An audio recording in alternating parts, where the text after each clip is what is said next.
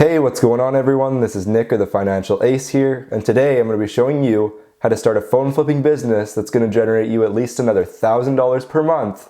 So without further ado, let's get right into it.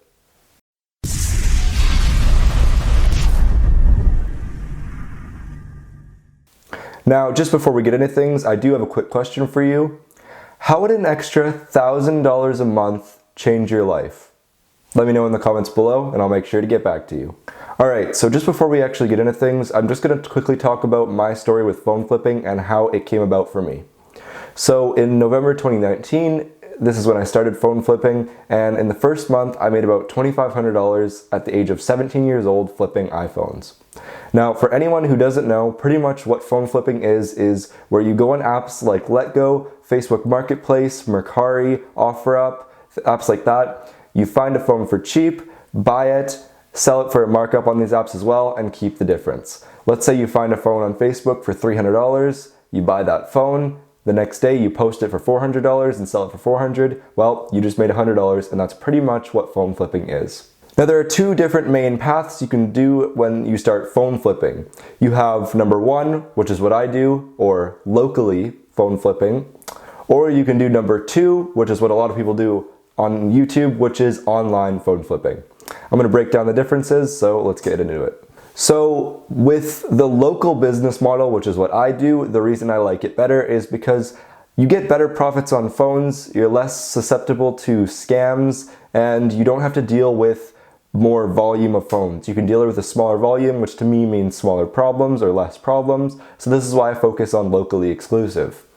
Now, if you're going to start online, this can technically be a great business as you do have a lower safety risk. Now, what I mean by this is actually a physical safety risk. When you do locally, you do have to go out and meet people physically, which there is a safety risk there, even if you are in public.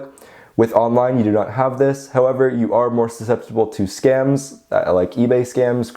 Another great thing about the online route is it is a bit more of a passive business model. You don't have to travel all around to pick up these phones from all these different places and then find a buyer and sell them. You can just do it all online, which takes a lot of the work out of this. So next I'm going to talk about the earnings. So for this business, and like most other businesses, how much work you put into this business is pretty much how much money you'll make out of this business.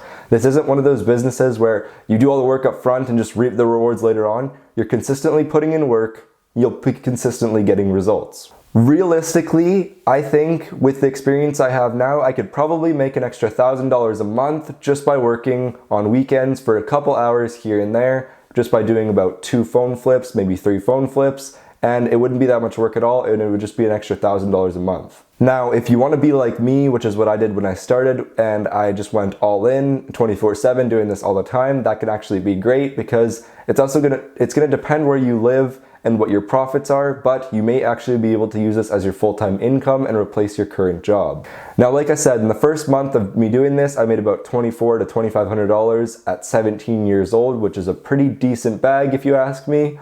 And you may be able to make a lot more than this depending on where you live, like I said, what the phone prices are there, and how much you're willing to work. Now, next I'm going to talk a little bit about the expenses of this business. A great thing about this business is that it is pretty low overhead, meaning you don't have a ton of expenses. Obviously, your main expense is going to be phones, but if you exclude that expense, pretty much your only costs are transportation and marketing, which if you are doing this online, like I said before, there's no transportation cost and very little or next to nothing for marketing costs. Realistically, the overhead for this business is going to cost you about $150 a month, absolute maximum. That's if you're going all in with marketing, and in return, you should be making at least over $2,000 a month in return. That's excluding phone prices. Now, other expenses may include things like a website, parts, etc. Now, it depends what kind of business you're trying to run here. Sometimes I would buy a broken phone, fix it up, and then flip it. You can do things like that, which I see better profits in because a lot of people devalue their phones as soon as they break them. Or you can just do a straight flip, meaning you buy a working phone and you sell it in the condition you bought it as. Just to recap, the main expenses of this business, excluding phones, are traveling and marketing. So next I'm going to talk a little bit about the pros and cons of this business. So the main pro of this business is that it's fast cash. When you're doing any kind of reselling or flipping business and you're doing it correctly, you should be quickly buying and reselling all the time, having consistent cash coming in. Another great pro about this business is that it's a great capital builder. Meaning for people under 18 or teenagers, it's a great way to build up enough capital to then start another business and run with that. Another great pro about this business is that it's easy to understand. There isn't a really large barrier to knowledge here, meaning that there isn't really that many things you have to learn about this business to start it. As long as you know the market and the value for phones and you have a little bit of cash, you can pretty much get started as soon as you want. Coming in at the fourth pro, we have low entry cost. Now, I started this business with about $250, which is pretty much next to nothing to start a business, but you can even start it with lower. You can buy an iPhone 6 on Craigslist right now, probably in your area for $50, and sell it online for $100, no problem. So there aren't really any excuses to why you can't get started. So that's why a low entry cost is great. Now let's talk a little bit about some of the cons of this business. Now, like every other business, this business does have some cons. And the number one con coming in is actually sketchy people. Now there are multiple ways to avoid sketchy people, and I'll list some right here. If anything seems too good to be true, then it is.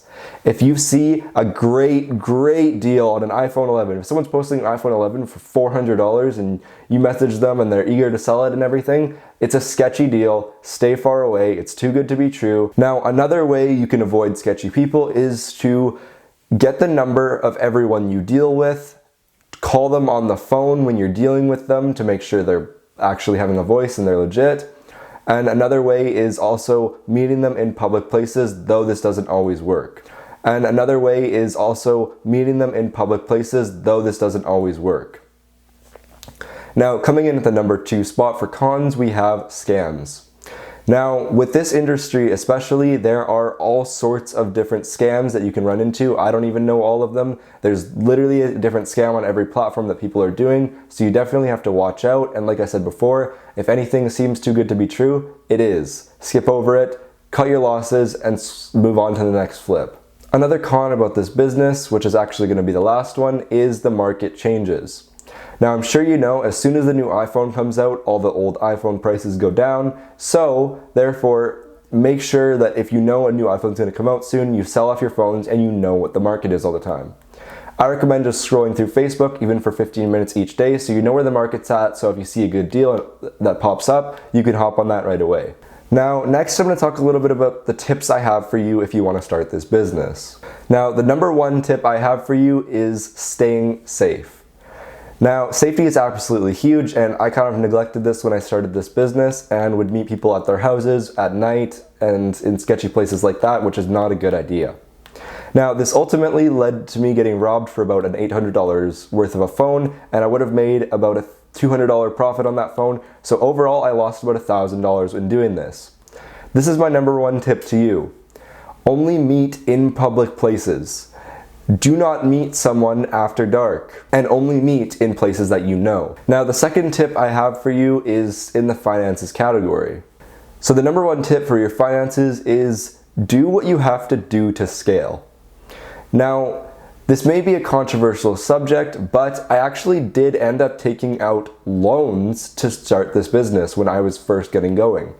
Now, these were all peer-to-peer lending with 0% interest from family members, but this is a good idea to start a business if you know you'll be able to make the cash back fast, pay back your debt, and then profit the rest. I took a couple $100s from each family member when I was initially in this business to buy more phones because I knew I could make the money back immediately. Another tip I have in finance for you is have a capital budget you'll stick to. Let's say you build up about $2,000 over the first month of doing this. Great. Now set aside that $2,000 that you're going to use each month just to buy phones and then keep the profit on. The whole idea here is that you're keeping the principal where it is and just working with the interest and keeping the interest. You're not adding to the principal at all. If you're going to do $2,000 a month and that's going to be your budget all the time, set aside, allocated for phones, maybe keep it in cash around, then keep that at $2,000 a month. Just take what you earn off that and make sure that you do have a budget in mind. Another finance tip I have for you when starting this business is don't bite off more than you can chew. I mentioned loans earlier, and what I mean by this is not to go out, take out 4 different loans for $500 each from all these family members, come back with all this debt, or you're not able to sell all these phones. I also mean that you shouldn't go out and buy as many phones as possible just to start this business and you think that's how you scale. That's not the case. Now, there will be times where phones will take longer to sell than others, so coming out and doing this can actually be a bad idea, and phone values may go down over time, which could eventually hurt your profits. Now, another tip I have for you in this business is inspecting. When you go out to buy a phone, make sure you inspect everything thoroughly. Literally test every feature on the phone. Test the camera, microphone, speakers, Face ID, Touch on the phone. Look at the cosmetics. Is the screen scratched? Are there dents in the bezel? Are there dings up all over the phone? Like, you need to test everything on the phone to make sure you know what you're buying. Make sure you test the maximum battery capacity. Just make sure you know exactly what you're buying when you buy a phone. We are dealing with extremely expensive products here, so you do have to make sure you know what you're buying and you don't get scammed. Now, the number one tip I have for you in this business actually is focus on what's bringing you results and double down on it. What I mean by this is that if you try to work and buy broken phones and fix them and sell them and that's not working for you, don't keep trying it if it's not working for you. Focus on what's bringing you results. If you're making a lot of money on iPhone 11s and your friend is selling iPhone 7s and tells you that's where the money is, don't listen to him. Focus on the iPhone 11s. That's what's working for you. Like I said before, focus on what's bringing you the results and double down on it. Now, another quick thing I want to talk about in this business is scalability. Now, the main thing you need to know about scaling this business is that whichever route you take, it's probably going to be pretty capital intensive, meaning it's probably going to cost you a lot of money. The first way you can scale this business is to just buy all the phones. If you're flipping phones locally, maybe the best way to scale for you is to buy 10 phones at a time, or 20 phones, or 30, maybe even 50 phones at a time. That's one of the best ways to scale in this business. However, then you do have to wait to sell the phones to see that capital back. So this is extremely capital intensive. Now, another way you can scale this business is eventually move into more of a trade-in retail store where people can come, offer you their phones, and you can offer them a certain amount of cash based on that phone, buy that phone, and then resell it in the store. Now, this does have its pros and cons, including things like being a pro, which would be people have security from buying from a store, so that's great. They will buy from you. It's almost like an insurance policy that they're buying from a store, so that's a big pro. And a con from this is that people do actually shy away from this as well, as they don't want to pay sales tax on their phone purchases. Now, another way you can scale this business is doing a trade-in model like I mentioned earlier with the retail store, but instead do it with a website. Now, how you would set this up is you would have individuals send in their phones and you would pay out cash to this. Now, I'm not a super huge fan of this one, as there is a lot of room for error and scams and just things to go wrong, so it doesn't really appeal to me. But if it does appeal to you, there are different ways to do this, so definitely do your own research. Now, with all that being said, that pretty much wraps up today's video. Now, make sure to like this video, subscribe, and comment down below with your thoughts on everything that I just said. And thanks for watching, and I will see you in the next video.